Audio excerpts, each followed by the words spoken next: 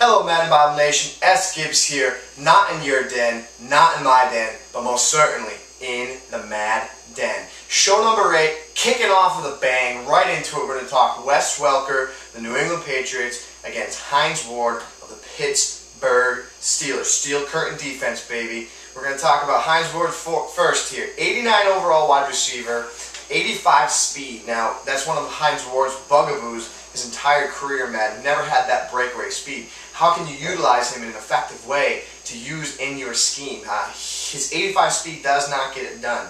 85 acceleration on top of that, 85 agility. So again, he's not good for screens, he's not good for rocket catching, user catching, because he doesn't have the height for either of those. And then he has an 80 jump, 95 catching traffic, and a 95 route running.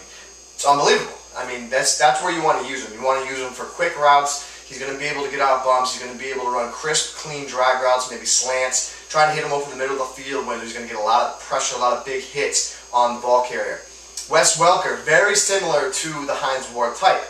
However, he is a 91 overall, 86 speed, so he has the same amount of speed. Where he is different, where he excels, is better than Hines Ward, is he has 98 acceleration and 96 agility. That gives him a little bit of wiggle sticks. Guy's got some speed on top of speed. He's quicker. He may not have the breakaway speed that we look for in a deep threat, but he will be able to get in and out of cuts a lot quicker than a Hines Ward. Coming in at a 74 jump, so he's not going up and getting any balls, ladies and gentlemen. I think I have about a 48 jump, and if Wes Welker has a 74 jump, that just does not bode well for him. 96 catching traffic, which again, really comparable to Hines Ward. And then ending his stat line here, 97 route running. So again, he runs those crisp, clean routes just like Hines Ward does. So again, if I have one spot left on my depth chart and I have Hines Ward and Wes Welker to choose, I'm going hometown favorite. I'm going Wes Welker, no brainer. Gives me everything that Hines Ward gives me. Plus, I get some extra speed. Gotta love that pick. I love me some Wes Welker. Really wish he had some more speed in Madden, but hopefully after that knee surgery he came off this year, he will rebound, get a little extra added boost in his speed. A little different segment that we're going to talk about tonight. Again, fun fact for the day. The first person that I receive an email from at maddenbible@gmail.com will be receiving one of our first ebooks for free. We're going to send it to you. The person that answers this question first, again, will be receiving one of our first ebooks. We'll send it to you again at maddenbible@gmail.com. Send us your answers. The question is, for the fun fact of the day for show number 8, name me what halfback over the age of 30 has 90 plus speed. There's only one. There's only one. And let me tell you a little hint. He's a Madden great. You go back to Madden 05, this guy was a monster. Might have potentially been the best halfback in the game back then. Again, the only halfback over the age of 30 with 90 plus speed. Send it to maddenbible@gmail.com. We will send you the first book to your inbox as soon as it is available.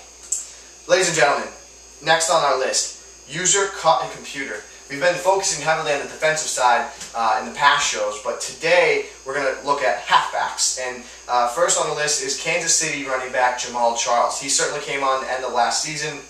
That's why you're going to see some pretty impressive stats for this well-known halfback in the league.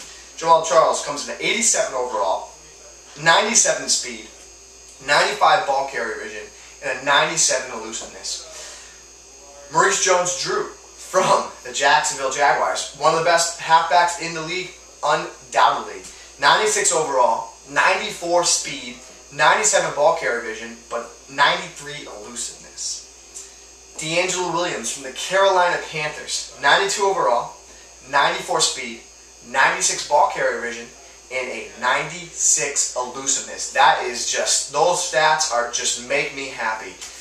If I were to pick one of these guys, I'm definitely going to use Jamal Charles because he's the fastest and he has the most elusiveness. So he's my user guy, so I'm going to take Jamal Charles. If I had to cut either Deangelo Williams or Maurice Jones-Drew, cut, you're gone.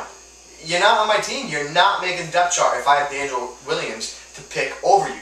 Deangelo Williams will be my computer guy. We're going to cut Maurice Jones-Drew and we're going to user Jamal Charles. So that's right there. That's that segment, our user cut and computer. Always love that. It's a lot of fun. Next up, we have Madden Community News. A couple tournaments coming up recently here. We're going to have the GameStop tournament this Saturday again, August 11th at 11 a.m. Make sure to check out www.gamestop.com. Check out all your local listings. You don't want to miss the tournament. It's going to be great. It's the first big tournament of the season. Next weekend, King of the Couch tournament will be in Foxborough, Mass. Now, King of the Couch has tournaments all up and down the East Coast. They have them in New Jersey, they have them in Rhode Island, and now, fortunately for us, Massachusetts. I will be in attendance. It's in Foxborough, Mass, Patriot Place, just outside of Gillette Stadium. It's going to be August 28th. For more information, make sure to check out www.KOTCNation.com for further details of the August 28th tournament. Be sure to check it out. They put a lot of great tournaments on there. Today, next segment, yesterday actually we discussed the Cowboys secondary in Madden. We discussed their depth chart in Madden. So today is the second part of that segment, and where we're going to discuss their defensive line and their linebacking core. Something I'm really excited about. So what we'll first take a look at is the middle linebacker position. We're actually going to start Jason Williams. He is a Madden stud at the finest. At the ultimate level, he is an absolute Madden gem. Jason Williams, he may not have the high overall rating, but he is a blazing speed at 87. He also has something that's very important. He has a 69 man coverage rating and a 78 zone coverage rating. Now, in terms of linebackers in Madden, that is ridiculous. That stat is like having 99 hit power. What I like about that is he's got the speed and he has the ability to play coverage and play defense, and that's why I'm starting him at my #1 middle linebacker spot. Behind him, backing him up, I have Brady James. He's a reliable tackler. He has good speed for middle linebacker position with 76 speed, but I do know he's a wrap-up tackler if Williams gets tired. Outside linebackers, I have Brady James, who will actually be starting at the outside linebacker spot. Backing him up, Keith Brooking. At the other outside linebacker spot, I have Sean Lee, who comes in at 83 speed and 85 tackles. Some nice attributes to have on the outside. Backing him up, we have Victor Butler, who, again, he has just some nice adequate speed to play a backup role. The D-tackle positions, Jay Ratliff, what can you say? Guy's a stud. I mean, no question about it. He's going to be starting at our D-tackle spot. Backing him up and potentially playing and starting is Igor Olshansky, former San Diego Charger. He's got 94 strength. We want to really utilize that. He might not have the speed we want, but he's that big beef that we need to plug up the hole and stop the run.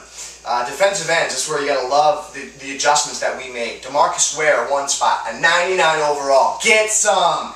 Anthony Spencer, 95 overall. Get some more. You're going to win championships. You're going to make big plays, and that's what it's all about. We always want you to make big plays, and we always want you to win championships here. So, guys, there it is. That's the Cowboys depth chart. We're going to focus on their wide receiving core and their halfback on our next show. Really get into the whole depth chart scene. A lot of guys have commented on. That's what they want to hear. That's what they want to see. So we're going to focus heavily on the Cowboys our next show, and we're going to continue on as the weeks come. So, mailbag question for today comes from MHK1294.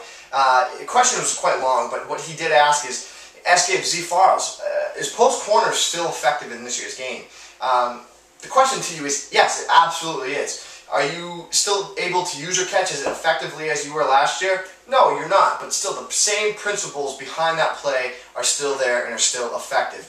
Again, we want to block one of the halfbacks, create a nice little pocket in the back there, have our unbumpable over the middle so if we get jammed, we can hit the target over the middle of the field. Make sure it's a big target, someone with some size and some height, so we can get a nice little user catch animation over the middle. Again, the outside post corner routes are great against man coverage. They do get open, so try and have some speed and some height there. And if all else fails, you do still have the user catch ability on the sideline. It's not as much of a crutch as it was last year. It is early on, so it might change. It really might. The patch will come out. We'll see what's going to happen. But other than that, I still say it's a viable offense. The rest of the balanced guide that we put out last year is very effective, so I definitely recommend checking that out. Ladies and gentlemen, there it is. Another show. Show number 8. I'm having a lot of fun. Again, always looking for your feedback. I can't be any better than I am right now if I don't have your feedback. The goal is to get better every show. Not only if I get better, that means you guys get better. If I give you better information, Works for me. Ladies and gentlemen, I'm Sgibs. I'm your host. It's not your den. It's not my den. But it's the Mad Den. And we'll see you tomorrow for show number 9. See you tomorrow.